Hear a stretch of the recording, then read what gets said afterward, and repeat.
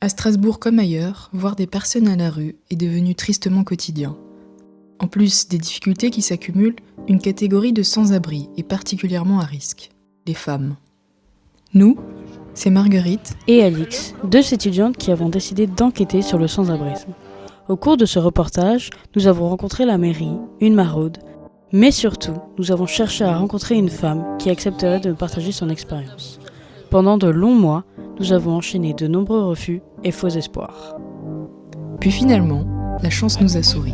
Ce jour-là, la chance s'appelle Luna. Honnêtement, ça fait déjà un petit bout de temps. Je me suis retrouvé à la rue sur les 14 ans, j'avais 14 ans. Je sais pas, mon parcours de vie, je sais pas comment dire, j'ai été maman, j'ai perdu mon fils malheureusement. C'est pas un choix de vie ça en fait, pas du tout. Ok, petit journaliste enchanté. En tant que femme, Luna nous explique que la première des difficultés reste celle de la sécurité. Mais après, la non-sécurité en tant que femme dans la rue, c'est catastrophique. Et est-ce que du coup tu dois t'adapter par rapport à ça, genre changer des emplacements parfois ou bouger la nuit ou je sais pas. Ça change rien. Okay. Honnêtement, il m'arrivait des coups au même endroit comme à d'autres endroits différents parce que j'avais changé. Ça change rien, c'est juste que après, comme une fille qui a un appartement, elle peut sortir le soir en boîte et se faire agresser par un mec, mais une fille qui dort dans la rue, moi je me suis retrouvé dans la rue en train de dormir. Ça m'en fait trembler rien que d'en parler. Il y a un mec qui s'est allongé sur moi. Je dormais dans mes draps par terre. Il s'est allongé sur moi, il commençait à me toucher, à me déshabiller. Ça peut arriver partout. Même, je sais pas, c'est pas la même façon de vivre. C'est pas obligé de s'adapter, se créer une sorte de carapace. C'est pas évident. C'est pas comme maintenant. Et du coup, il y a d'autres personnes qui vivent avec toi ici. 3 hommes et un petit chien qui a de pattes qui a une pupille. Est-ce que ça t'aide d'être entouré d'hommes, de ne pas avoir ces agressions-là? Oui. Quand ils sont là. Oui, non, mais façon de parler, mais oui, vraiment ça aide. Ça aide. Puis quand on est ensemble, à dormir tous ensemble dans la rue, je pense qu'on se soutient aussi. C'est comme un petit groupe, comme une petite famille surtout. On est là les uns pour les autres. Alors que des centaines de femmes sont confrontées quotidiennement à ce risque, les hébergements d'urgence apparaissent comme une possible solution. Mais Luna nous fait part de la difficulté d'y accéder. Oui, est-ce que tu as déjà essayé d'appeler le 115? Oh là là, catastrophe. Non, c'est pas que c'est catastrophe. Disons que tu peux les appeler, certes. Mais franchement, je crois que la dernière fois, on les a appelés 48 fois avant d'avoir une réponse. Une négative. Et quand ils donnent une réponse, tu sais pas si c'est pour une semaine, une soirée ou un mois. Ils t'acceptent, mais voilà, tu sais pas combien de temps. Nous comprenons rapidement qu'obtenir une place en hébergement d'urgence s'apparente à un vrai parcours du combattant. En effet, pour obtenir une place, il faut une orientation du 115, que l'on appelle la veille. Or, très peu d'appels aboutissent à un hébergement et les places sont extrêmement limitées. Puis de toute façon, j'ai déjà essayé de les appeler, mais au bout du nombre de fois qu'on les appelle, on abandonne. T'abandonnes, Puis de toute façon, ils t'envoient dans des trucs, c'est pourri. Chambre d'hôtel, machin, pareil, plein de bestioles, c'est dégueulasse. Je passe. Je passe. Face à ce manque criant de moyens, nous avons voulu rencontrer la mairie afin qu'elle nous explique plus en détail son rôle et ses actions.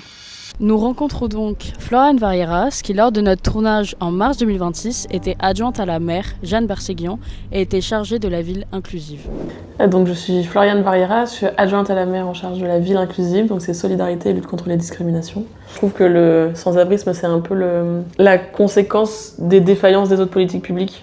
Par exemple, on peut prendre l'aide sociale à l'enfance. Je sais qu'il y a énormément de personnes qui sont sans-abri, qui sont issues, en fait, qui ont eu un parcours d'aide sociale à l'enfance. Le rôle des villes, il est pas si évident que ça, parce qu'il y a beaucoup de choses qui ne dépendent pas de la ville, dans la répartition des compétences. Ici, une petite explication s'impose. Concrètement, c'est l'État qui est le principal acteur du sans-abrisme en France. En effet, il est responsable de l'hébergement d'urgence, puisqu'il le finance et a le pouvoir d'ouvrir de nouvelles places. La préfecture, elle, est le représentant local de l'État. Ainsi, elle a le pouvoir d'ouvrir de nouvelles places en hébergement d'urgence, mais aussi de mettre en place des dispositifs spécifiques, comme par exemple pendant l'hiver ou l'été. Le rôle de la mairie, lui, est plus limité. Toutefois, elle peut toujours agir par divers moyens, comme par la mise à disposition de bâtiments, le financement d'aide et la gestion des hébergements d'urgence. Ainsi, il existe de nombreux conflits entre ces différents niveaux de responsabilité. Et en fait, la situation actuelle étant celle qu'elle est, à savoir que l'État n'est pas à la hauteur des besoins qu'il y a sur les territoires, parce que c'est pas que Strasbourg, c'est partout en France. Les villes finissent par avoir aussi des politiques volontaristes en matière d'hébergement. Dans l'état actuel des choses, je pourrais pas concevoir qu'une ville ne fasse rien en politique d'hébergement. Même si je reconnais dans le même temps que c'est pas à elle de faire. Mais alors, pourquoi ce manque de places d'hébergement d'urgence alors qu'il existe des immeubles inoccupés comme la Tour Europe au Halles, mais aussi des milliers d'autres appartements vides sur tout le territoire de l'Eurométropole depuis 2 ans? C'est le préfet qui peut réquisitionner. La ville, elle n'a pas le droit de réquisition. Parce que aussi, ce qu'il faut savoir avec la réquisition, c'est qu'on est quand même dans un pays où le droit de propriété est sacré. Quand le préfet fait la réquisition, il réquisitionne certes, mais en fait il dédommage le propriétaire à hauteur de ce que ça peut lui valoir de préjudice, donc en gros prix du marché quoi. Et donc ça revient à donner de l'argent à des propriétaires qui ne font rien pour mettre leurs biens à disposition.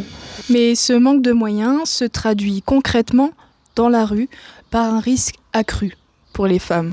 Non mais il y a des trucs de fou. On m'a volé aussi 2 fois mes sacs de sous-vêtements. Non mais trucs de malade. Que mes sacs de sous-vêtements, j'avais d'autres vêtements autour. Non mais pour te dire, c'est un truc de ouf. Je suis quelqu'un de gentil d'origine, mais c'est obligé. Oui, t'es obligé de forger une carapace pour... Te montrer comme tu peux être gentil, cool et tout ça, mais t'es obligé de te montrer, voilà. Tu me fais chier, tu sais à quoi t'attendre en face. Si tu te laisses pas faire, t'es obligé. Après, on n'est pas toutes pareilles. Elles ont pas assez de caractère, je suis pas comme ça, hein, mais t'es obligé, sinon... Voilà. Trop de soucis. Guna souligne l'importance de créer des dispositifs spécialement pour les femmes afin de mieux répondre à leurs besoins, et cela de manière beaucoup plus spécifique. Et pour les femmes, tu vois, par exemple, l'association d'Itac, ça fait très peu de temps qu'ils ont élu une journée spéciale dans la semaine qui est réservée aux femmes. C'est-à-dire que dans l'après-midi, il n'y a que les femmes qui ont le droit d'y venir. Parce qu'ils se sont rendus compte qu'il y a beaucoup de femmes qui n'osaient pas venir à Stassos, comme à d'autres d'ailleurs. Parce qu'il y avait des hommes et elles ne se sentaient pas en sécurité, justement. Donc là, mais ça fait très peu de temps, ça fait à peine 2-3 mois peut-être maximum, qu'ils ont élu une journée spéciale dans la semaine pour les femmes, interdite aux hommes. Et ouais, enfin, des choses réservées aux femmes, plus d'ouverture envers les femmes, de moyens, des vêtements, enfin beaucoup de choses, trucs comme ça. Enfin, c'est... Pardon. Du côté de la mairie, nous avons alors demandé à Florent Varieras s'il existait des dispositifs spécifiques pour les femmes. Et donc ça a été un débat qu'on a eu la première année sur les femmes sans abri et les dispositifs que nous on voulait mettre à disposition, etc. Et en fait, dans les représentants d'associations, c'était un peu un sujet de mais c'est que 5% de la population, il faut d'abord qu'on se charge des 95 autres pourcents, etc. Un peu en sous-entendu que la majorité c'est des hommes seuls, arrêtez de parler que des femmes, etc. Ce qu'elle explique ici, c'est que se sont tenues des discussions sur la nécessité de mise en œuvre de mesures spécialement pour les femmes. Pourtant, malgré les dizaines de femmes que nous avons rencontrées dans la rue, les pouvoirs publics estiment que leur faible taux ne justifie pas la mise en place de dispositifs spécifiques pour elles.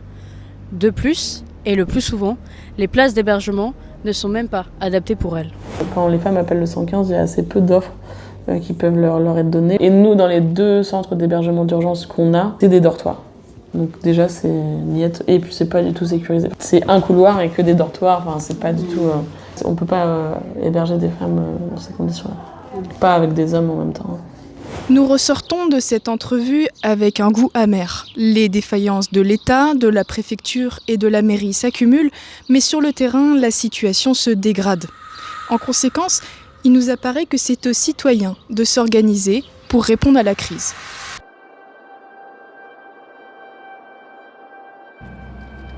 Tous les lundis, on distribue à manger. On distribue thé, café, soupe, boissons fraîches et des petites viennoiseries et tous les gâteaux qu'on puisse avoir. C'est totalement bénévole. Il n'y a aucune aide de l'État. On est 100% tout seul. Donc en gros, ça c'est la maraude des footeuses. L'organisation, elle est monstrueuse pour fournir un repas. Et là, ce qu'on va donner, c'est juste un repas sur une journée, sur une semaine. C'est comme une aiguille dans une meule de foin, c'est rien du tout. Mais vous allez voir, si vous faites un peu la maraude avec nous, le sourire que ça apporte aux gens, le réconfort que ça apporte aux gens, c'est franchement, c'est glorifiant pour chacun des personnes qui font la maraude. Fier. Voilà. C'était un groupe de filles en fait qui jouent au foot.